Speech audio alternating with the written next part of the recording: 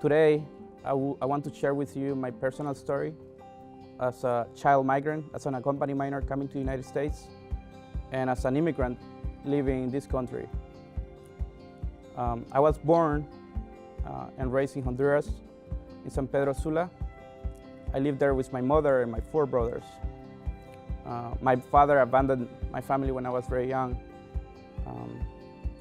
So it was very difficult for my mother to support me and my siblings. It is hard for people in third world countries to make a living. So from a young age, I had to start working. I began to work when I was 8 years old. I did a lot of different type of work, honest work. I worked in buses, collecting money from passengers, and I would open the door, let them know where the bus was going. I worked in construction. I worked selling things on the streets. And I will always see those kids, going to school, and sometimes I will think, wow, I wish I will only focus on my education. But at the same time, I had responsibilities, and I will go back to my reality, continue selling to make money, to be able to help my mother to survive. Growing up in Honduras, I learned listening to things about the United States. It's something that has not changed in the world. People still talk about the United States as being a place for freedom, for liberty, for prosperity. So when I was 12 years old, I decided to leave my home country. I came to the United States. My dream was to come and work and be able to support my mom and my brothers and save them from poverty that we were living in. Unfortunately, I was detained in Guatemala and was deported to Honduras. I went back to work in the buses again. I spent 3 years planning my trip on how I was gonna come to the United States, thinking about, dreaming about, and making this plan the best plan that I could make to save my family. So when I was 15 years old, I decided to come to the United States again. I left with 2 other children. We left with $5 each. And we took a bus to Guatemala. We crossed the border. We made it all the way to Mexico. And in Mexico, we start riding the bis. They call it the bis because it takes so many lives. I'm talking about the cargo train of Mexico. It's a train that is not meant for passengers. And I traveled for 1 month on top of that train. I will beg people for food. I will ask people for money to be able to support myself. I was lucky, unlike so many people that come to the United States, I was lucky to make it alive. After crossing the border, I spent 1 year living in different homeless shelters or in El Paso, Texas, where I got the chance to meet an American family from Chicago. They saw my situation, and as good Christians, they also saw my suffering, what I was going through, and they could see that I was a child that needed support. So they offered me the opportunity to come live with them and to be part of their family. They offered me the opportunity to get an education. That's what they told me. You can come live with us, you will have a home, and you will have education. That was the best thing that happened to me.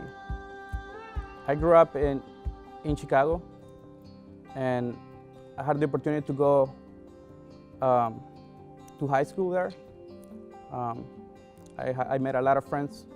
I learned English, and then after getting good grades, I was able to play soccer and to graduate from high school. One of my teachers told me about Calvin College, and I came to visit this school, and I fell in love with it, with Calvin. It was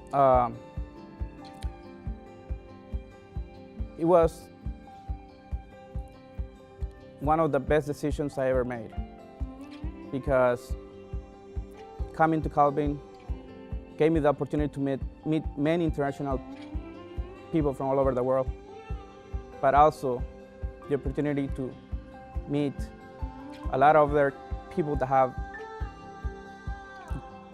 been born in the US and they had grown up in the US. So I was challenged and I learned so much. After graduating from Calvin with International Development Studies degree in Spanish, I went to DC. I did an internship there with Senator Durbin, where my main focus was dealing with immigration issues and healthcare issues. Then I had the opportunity to do an internship at the UN, UNHCR, where I had the opportunity to work with unaccompanied minors and refugees. That's where I thought that was my calling, to help immigrants and refugees. And then I had the opportunity to go work for Catholic Charities in New York, and now I work helping children in deportation proceedings, children separated from their parents at the border. I have the opportunity to work with and help people whose lives are at risk.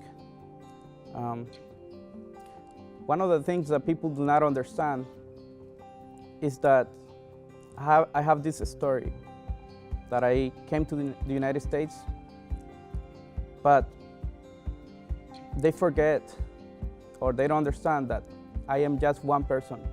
There's millions of people living in their homes today, people on the move, trying to save their life. You can look at Syria, how many refugee children, how many immigrants have to flee because of the instability in the government. You can see thousands of unaccompanied minors trying to save their lives, coming to the United States, seeking protection, and they are put in detention. I'm just one person of millions of people. And I think it's time for us to start caring. When you're listening to my story, I just don't want you to listen to it. I want you to do something.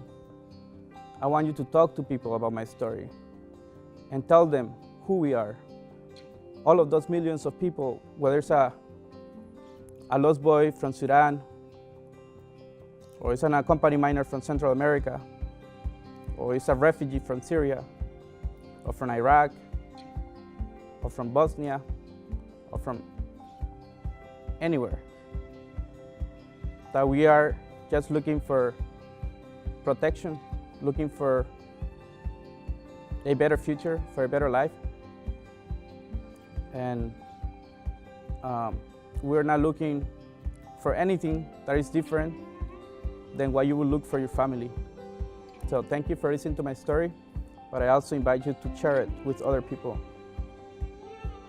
The Refugee and Immigration Collaborative, connecting global neighbors.